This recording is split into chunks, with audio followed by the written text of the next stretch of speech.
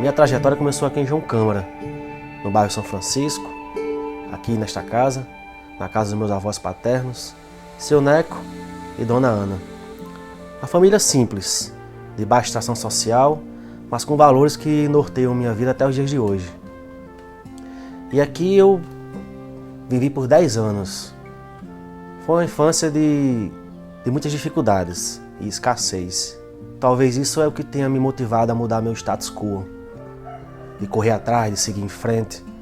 Ela se tornaram o combustível para que eu pudesse conquistar meus objetivos e realizar meus sonhos.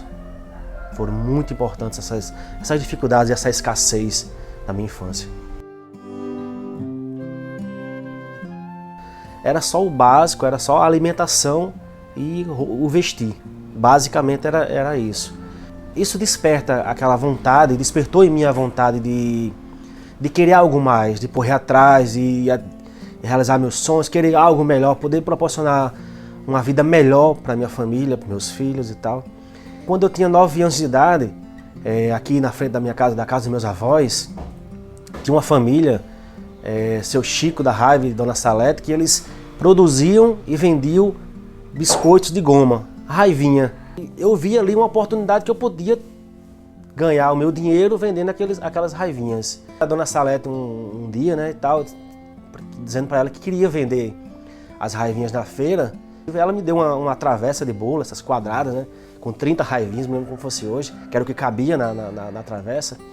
E botou aquele pano de prato por cima, né, e eu fui para a feira vender essas raivinhas. Aí foi uma decepção, porque eu só consegui vender 3 raivinhas daquela e as outras 27 quebraram todas. Quando eu cheguei para devolver o produto, fui dispensado no primeiro dia. No mesmo dia que eu iniciei, foi o dia que eu fui dispensado, né? Então foi minha primeira experiência empreendedora. Quebrei no primeiro dia, não foi serviu pro resto da vida, né? No sábado seguinte, meu pai tinha um local lá na rua que ele vendia relógios, bijuterias e tal. E eu ia nos sábados para lá. E lá nesse dia, numa dessas vezes que eu fui lá, eu observei que tinha várias crianças na rua vendendo picolé na caixinha. E eu, poxa, eu vou vender picolé também. Aí no sábado seguinte eu fui bem cedo lá na sorveteria. A dona da sorveteria colocou 5 picolés numa caixinha de isopor, né, em consignação. Eu fui para a rua, a feira, vender esses picolés. E quando terminava de vender os 5, você voltava, pagava o que você tinha comprado, né, tinha levado para vender e reabastecia.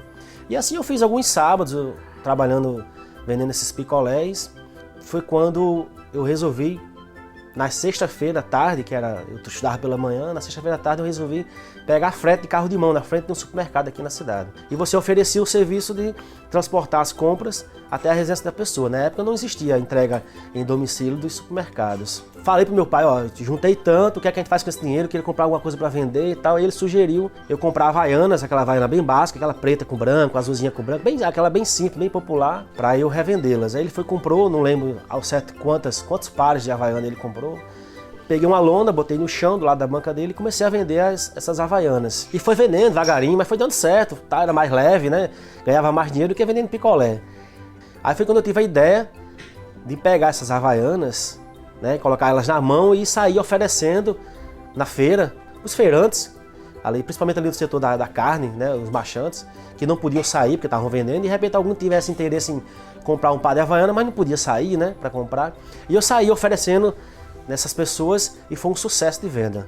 E aí meu pai enxergou essa vocação para vendas e tal. Na época ele resolveu comprar uma van e me colocou a banca como responsabilidade. Então eu passei a tomar conta da banca de roupa dele.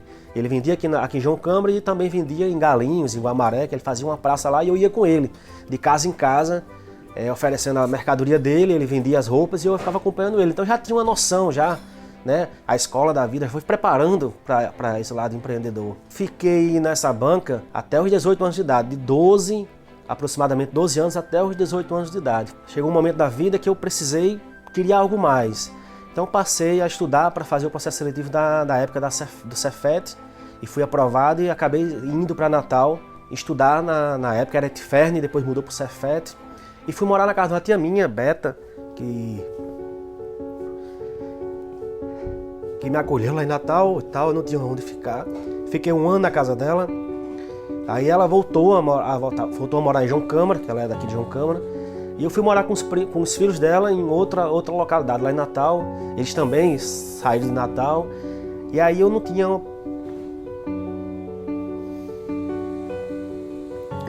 Eu ia desistir Desculpa. Eu ia desistir do estudo de Natal exatamente porque eu não tinha onde ficar em Natal. Aí foi quando alguém me deu uma dica de eu ir morar na casa de estudante. Consegui uma vaga no pessoal que chamava lá de calabouço. Calabouço é um quarto que era mais baixo, lá da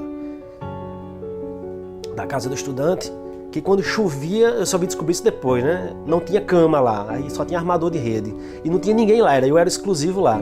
Aí quando deu uma chuva, a primeira chuva forte que deu, alagou. Foi por isso que depois eu descobri porque que era calabouço lá, né? E depois de 15 dias lá na casa do estudante, eu encontrei uma pessoa daqui de João Câmara, Paulo. Aí ele disse, tu tá aqui, eu tô aqui, tô tomando aqui na casa do estudante. Pô, tal, não, eu tô ali naquele quarto ali embaixo. Pô, você tá no calabouço, vou tentar levar você pro meu quarto. E eu fui morar com ele nesse quarto, a situação começou a melhorar.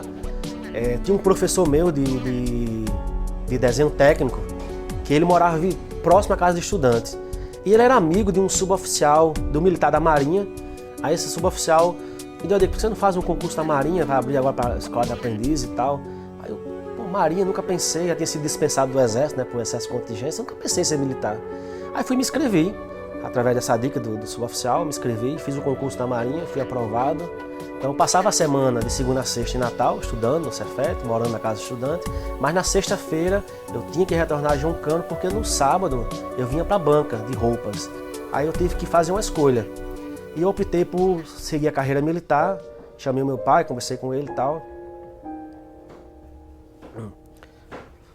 Foi um momento difícil para ele, porque ele contava comigo para desenvolver esse trabalho na banca, mas aí ele enxergou que era a oportunidade que eu tinha para seguir em frente, criar a minha própria história, né? Aí eu segui, fui no dia 14 de janeiro de 2001, eu embarquei num ônibus para Recife, lá me apresentei, fiquei um ano em Recife, depois voltei para Natal, fiquei mais 4 anos aqui em Natal. Em 2012 eu conheci minha esposa, nós começamos a namorar e tal, e em 2006 eu fui transferido para o Rio de Janeiro e ela foi comigo para o Rio de Janeiro. Eu trabalhava numa loja de roupas no shopping e quando ele ligou disse vem, eu disse tô indo. Mãe, tô indo embora, pai, tô indo embora, todo mundo me apoiou, todo mundo gostava muito dele. A maior dificuldade para mim quando eu cheguei no Rio de Janeiro foi porque eu não conhecia ninguém, éramos só nós dois. E ele estava muito dedicado aos estudos, ele queria muito ficar em primeiro lugar, porque só assim ele conseguiria voltar para o Rio Grande do Norte. Ele foi transferido para Manaus porque mesmo a colocação que ele ficou, ele não conseguiu escolher a cidade para onde ele queria ir e eu tive que me adaptar à nova realidade, né? E nesse período eu engravidei. Foi aí onde surgiu o desejo de voltar. Foi quando minha mãe deu a ideia, venham para cá, aqui tem apoio. E minha sogra, Perolina, foi quem deu a ideia de vem aqui para Natal, eu trabalho com... ela já tinha 4 lojas de roupa na época. E vocês vêm para cá, a gente dá um apoio para você, mostra tudo como funciona e tal. E não pensei 2 vezes, voltei para Manaus e lá eu já pedi baixa, pedi para sair da Marinha. Tive muita dificuldade na Marinha querer me liberar. A força de vontade, eu estava saindo de um emprego estabilizado, eu era concursado, estava estabilizado na Marinha. E você encarar uma nova possibilidade onde não há mais essa estabilidade é difícil. É um período de transição muito difícil, mas aí você aprende na carreira militar algo realmente imprescindível, que é a disciplina. Disciplina e determinação no que você quer. E o que eu queria, eu precisava fazer um bom trabalho, assim como eu fiz na Marinha, agora fora dela. Eu sempre encaro todas as dificuldades e problemas como uma possibilidade de evoluir. E todas as dificuldades que eu passei, filho de pais separados, a escassez na infância, tudo isso me motivou a seguir em frente. Então isso é o combustível. Os jovens hoje, eles vivem numa bolha que os protege de absolutamente tudo, inclusive das dificuldades. Eu acredito que todo mundo precisa passar pelas dificuldades. São elas que nos lapidam, que nos fortalecem. Então, a dificuldade ela é essencial para que você se torne uma pessoa mais forte.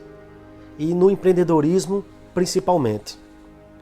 Tem milhões de dificuldades que você precisa superar quando você resolve ser empreendedor. E é elas que lhe fortalecem. Ou você se fortalece e segue em frente, ou você desiste, como a maioria das pessoas que iniciam algum tipo de comércio, de empreendimento.